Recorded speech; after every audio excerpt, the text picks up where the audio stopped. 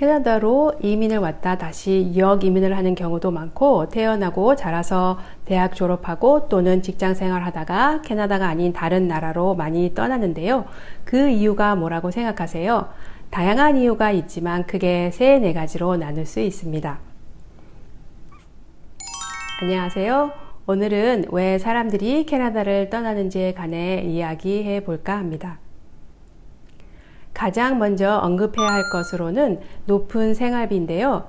월급의 절반 정도를 임대료로 지출해야 되는 현실이죠. 특히 밴쿠버 다운타운의 렌트비는 너무 비싼데요. 그래서 다운타운과 가까운 버너비 쪽을 많이 선호해요. 평균 500불 이상이 더 싸거든요. 만약 밴쿠버 다운타운에 렌트를 산다고 했을 때 1인 기준으로 한번 한 달에 얼마가 드는지 계산해 보았습니다.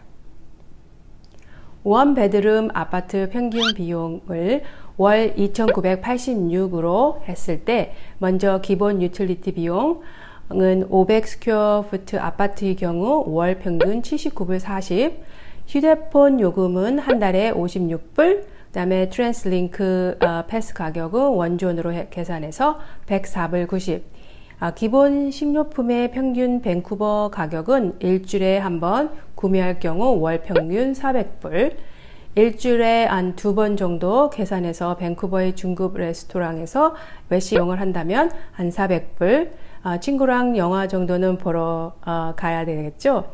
밴쿠버의 평균 영화표 가격은 17불 75, 한 달에 2번 영화를 보러 가면 35불 50. 커피 다 좋아하시죠? 일반 카푸치노 한 잔은 평균 5불 45이므로 일주일에 2번 정도 카푸치노를 먹는다면 한 달에 43불 60. 그리고 메이크업이나 책, 옷, 가정용품 등 원하는 다양한 구매에 대한 생활비는 한 250으로 했어요. 그랬을 경우 연간 들어가는 비용 쓰고 편안하게 살기 위한 약 8만 달러를 벌어야 생활비 4,355불 40, 1년을 합해서 52,264불 80. 이에 더해 정부에 세금을 얼마나 부과해야 되는지 아셔야 되는데요. 따라서 BC에서 세금을 약 28%를 내야 되고, 그런 연간 8만 달러를 벌고 있다면 실제로 얼마를 번다고 생각하세요?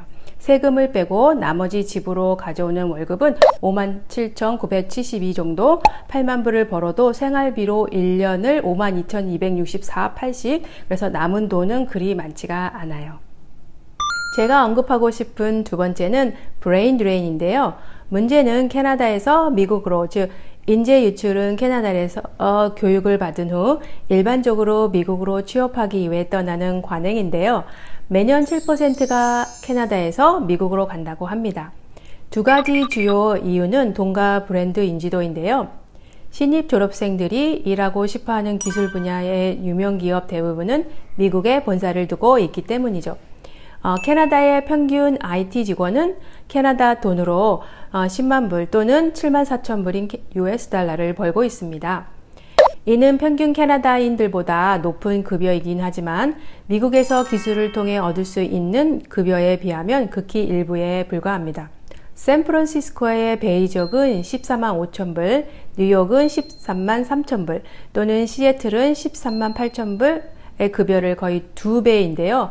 덴버 같은 경우에도 11만 7천 불, 시카고는 11만 4천 불, 또는 워싱턴은 12만 3천 불과 같이 덜 알려진 미국 기술 허브의 근로자조차도 캐나다인들보다 훨씬 더 많은 수입을 얻습니다. 상대적으로 캐나다는 경력을 개발하기에 좋은 곳이 아니기 때문에 많은 재능 있는 사람들이 결국 떠나고 기회가 부족하며 모든 재능이 결국 국경 남쪽으로 이동하는 겁니다. 세 번째로는 교통 인프라가 부족하여 이동하려면 자동차가 필요해요. 스카이트레인 라인이 있는데요. 다운타운에 살면 차가 없어도 그리 불편하지 않겠지만 다른 곳으로 가려면 자동차를 소유하거나 아니면 50불 정도의 우버를 타는 게 빨라요.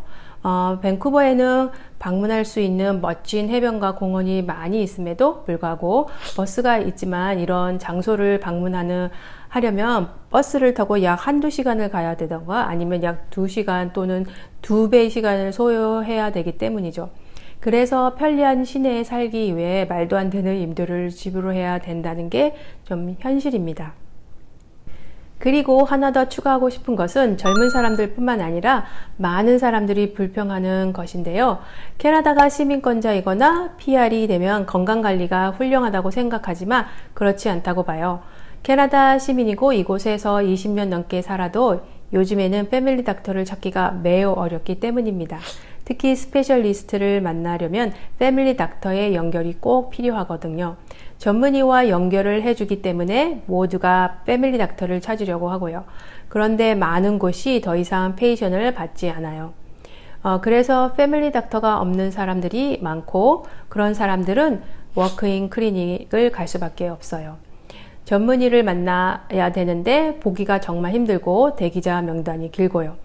또한 전문의를 만나 수술 날짜를 잡는 데 걸리는 시간이 길고 기다리는 게 너무 길어서 많은 사람들이 실제로 미국, 한국 등 아시아로 가서 진찰과 수술을 받는 예가 많아요. 캐나다가 좋은 사람들은 이미 돈이 많고 은퇴할 준비가 되어 있고 가족이 있고 정착할 준비가 되었다면 밴쿠버에 사는 것이 좋은 선택이 될 것이라고 생각하는데요. 가족을 키우는데 필요한 모든 기본사항이 있고 거기에는 훌륭한 또 학교도 있으니까요. 그러나 싱글이라면 이곳으로 이사하는 것을 추천하고 싶지 않아요. 만약 여러분이 학교를 막 졸업하고 풀타임으로 일하는 독신이라면 집을 살 만큼 저축할 수 없을 것이라는 생각하는 사람에게 캐나다를 또 추천하고 싶지 않고요. 대부분의 사람들은 실제로 캐나다 밴쿠버에서 주택을 구입할 수 있기를 원하지만 주택 가격은 정말 미친 수준이거든요. 오늘은 요즘 많은 사람들이 캐나다를 떠나는 이유에 대해 다루었는데요. 추가할 점이 있으면 자유롭게 댓글 남겨주세요. 그리고 다음 영상에서 뵙겠습니다.